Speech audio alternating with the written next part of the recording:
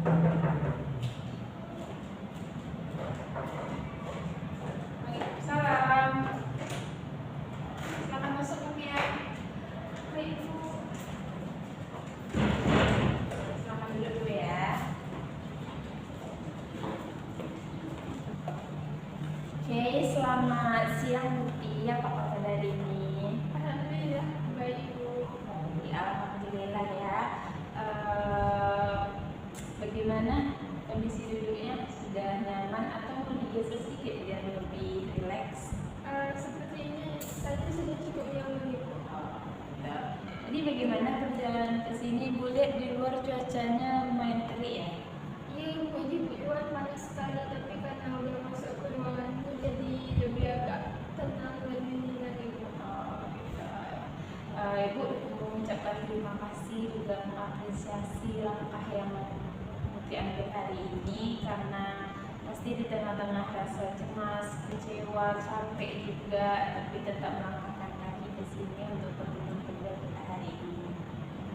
Iya Ibu, akhir-akhir ini ada yang mengganggu pikiran saya Ibu. Ya.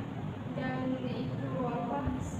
Karena kemarin kita sudah konseling yang pertama, di situ saya memberanikan diri lagi untuk datang ke konseling yang kedua ini Bu, karena saya merasa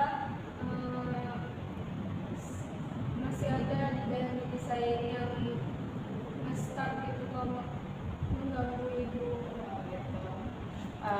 Ibu mengapresiasi kedatangan Muti hari ini di sini, dan sekali lagi Ibu menegaskan bahwasanya lingkungan tempat kita konseling ini sepenuhnya aman. Kemudian apapun yang Muti ceritakan di sini atau kesah yang Muti keluarkan di sini itu sepenuhnya akan dijaga kerahasiaannya.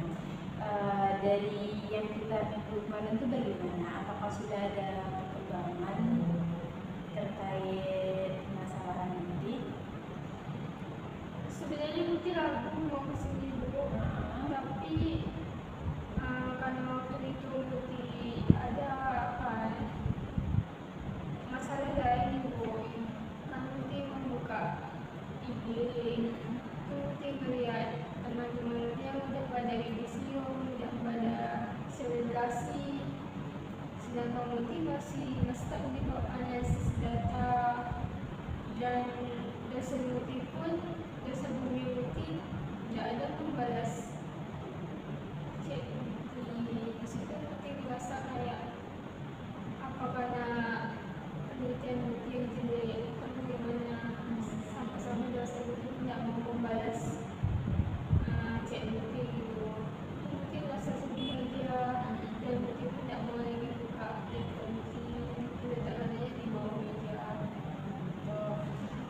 Dari yang pertemuan pertama kemarin juga kan kita sudah menguraikan masalah kecemasan Muti, yaitu dikarenakan teman seangkatannya yang sudah pada mau selesai, sedangkan Muti masih stuck di penelitian. Kemudian ditambah dengan dosen pembimbing yang sangat sulit ditemui, jadi itu berkelanjutan sampai sekarang. Benar begitu? Iya, seperti itu Bu.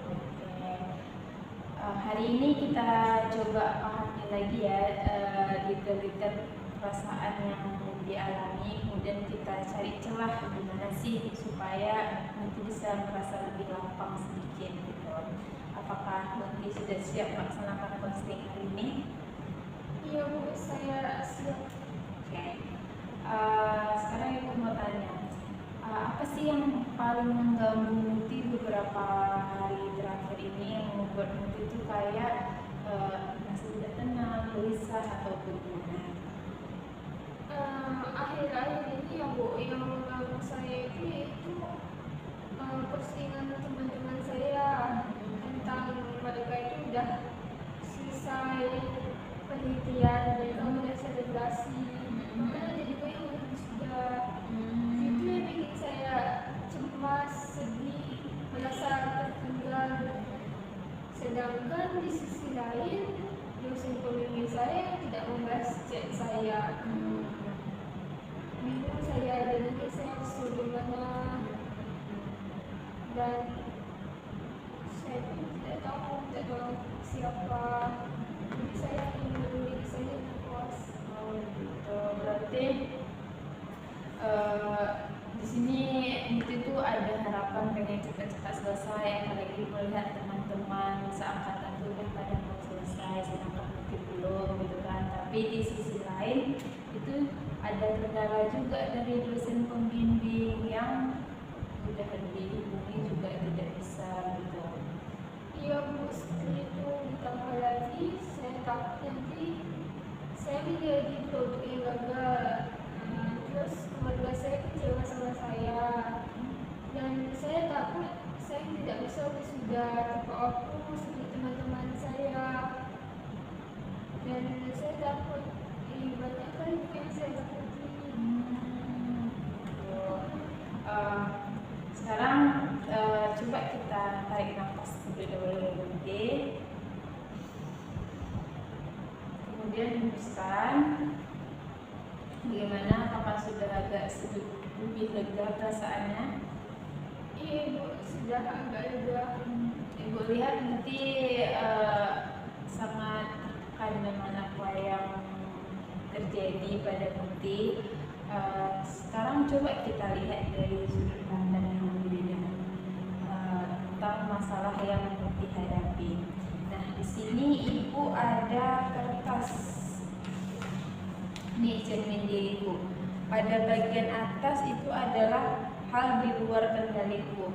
Hal di luar kendaliku ini adalah hal yang tidak dipaksa ataupun yang 100% itu nggak bisa Muti tangani. Kemudian di sini hal di dalam kendaliku. Hal di dalam kendaliku ini adalah hal yang bisa Muti kontrol, yang di bawah pengawasan Muti. Ibu mau Muti menuliskan di sini apa saja yang ada di luar kendali dan apa saja yang ada di dalam kendali. Kalau yang di luar kendali Muti kayaknya seperti postingan teman-teman Muti yang sudah yudisium atau selebrasi, terus dosen Muti yang tidak membalas chat. Iya Bu. Oke, itu yang di luar kendali Muti kan? Iya. Silahkan ditulis.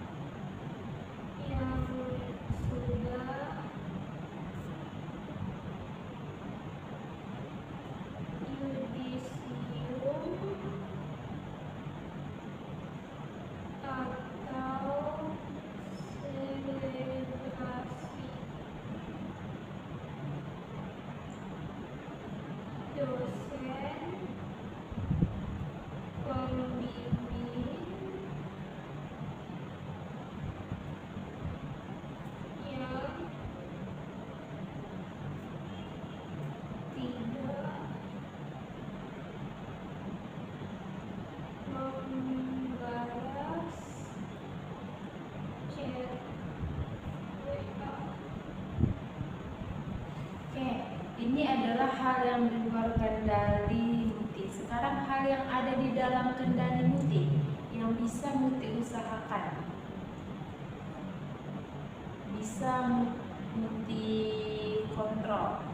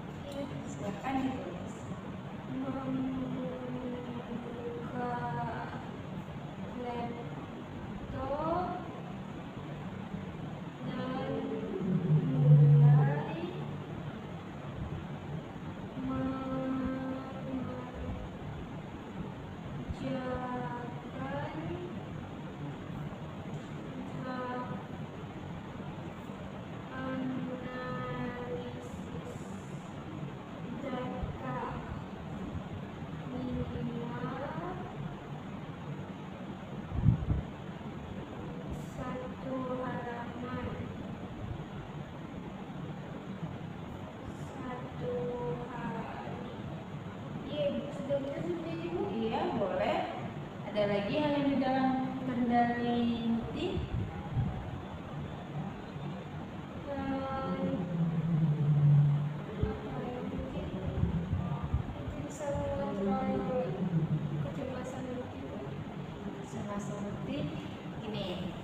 Sekarang kita lihat ya, ini adalah hal yang di luar kendali Muti yaitu teman-teman yang sudah yudisium atau selebrasi. Kemudian dosen pembimbing yang tidak membalas chat WA.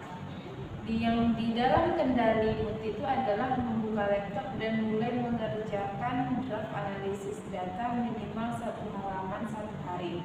Nah, sekarang kebanyakan Muti itu lebih fokus ke yang bagian atas atau yang ke bagian bawah?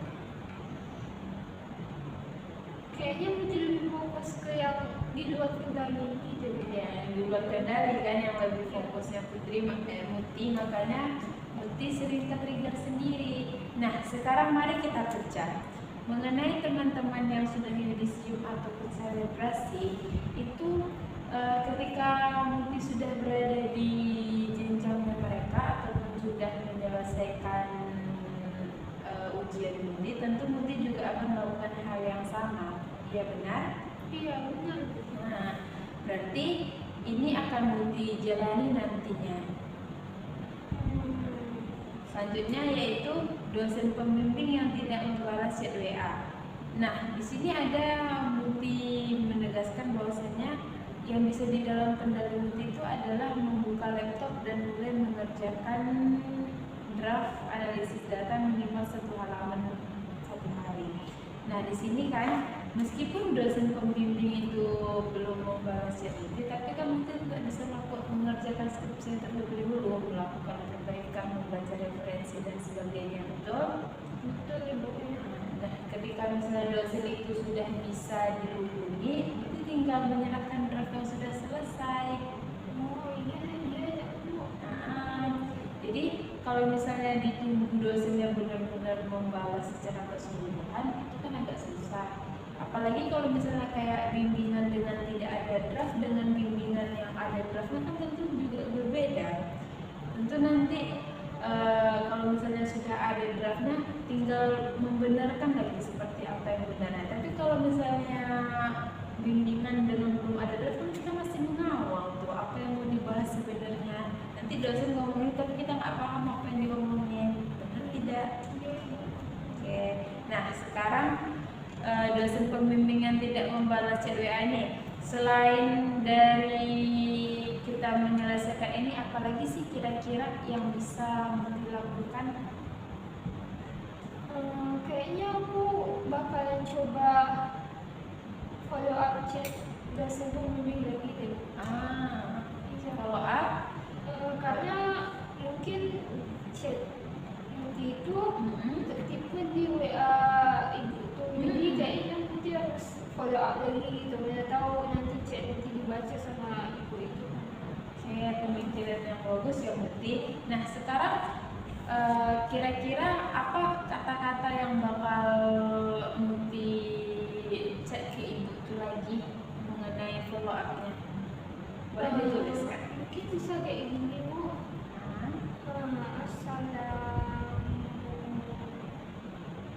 Assalamualaikum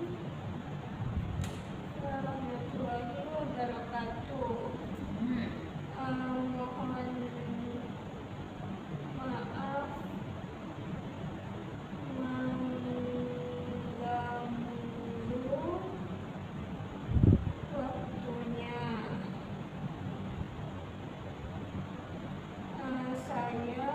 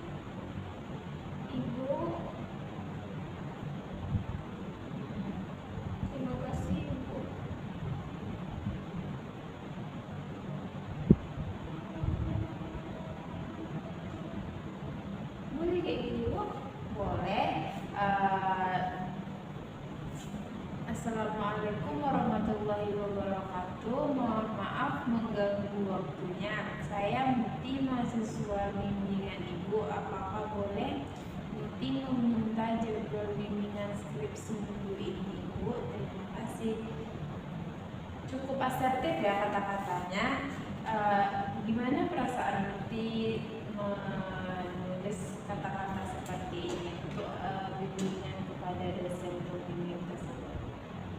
Saya merasa lebih tenang dan kayak lebih asertif gitu loh penggunaan kata-kata saya, dan saya mendapat ini insight kalau saya itu tidak harus menunggu dosen membalas chat saya, itu saya hanya perlu follow up lagi.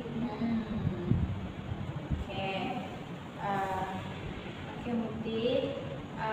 Sekarang kita sudah berada di penghujung sesi konseling. Nah, kira-kira apa sih yang dapat Muti simpulkan pada pertemuan kita hari ini? Yang dapat Muti simpulkan pada pertemuan kita hari ini yaitu yang pertama, kita jangan terlalu cemas dengan hal yang di luar kendali kita, seperti teman-teman yang sudah yudisium atau selebrasi dan dosen yang tidak membahas CDA. Tapi kita perlu mencari solusi lain, yaitu fokus ke hal yang bisa kita kendalikan, seperti membuka laptop dan mulai mengerjakan bab analisis data. Jangan sering merasa kalau graf skripsi kita itu jadi atas sampah, dan follow up lagi chat tersebut. Oke, berarti sekarang PR-nya yang harus Muti lakukan itu adalah mengeluarkan laptop Muti tadi, ya kan? Tadi kan laptopnya dibilang di bawah meja kan, berarti udah bisa dikeluarkan pulang dari sini nanti, oke?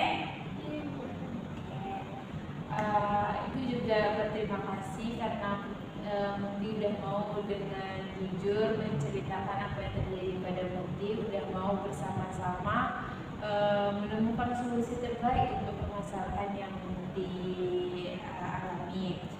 Oke, sebelum kita mengakhiri sesi ini, mari kita berdoa terlebih dahulu agar kedepannya juga kita diberikan kelancaran untuk apapun yang kita lakukan.